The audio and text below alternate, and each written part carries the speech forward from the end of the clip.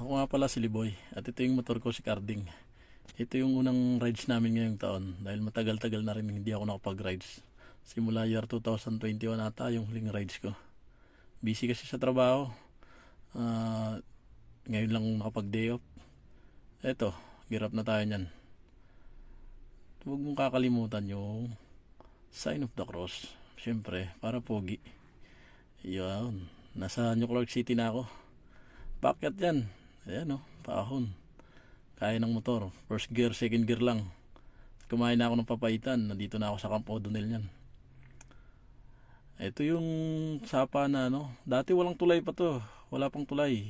Tinatawid ko ng motor yan. Ngayon may tulay na. Kaya okay. Maganda yung biyahe natin ngayon. Hindi masyadong hassle. Ayan. Ito yung ilog. Dati naliligo pa ako rito eh.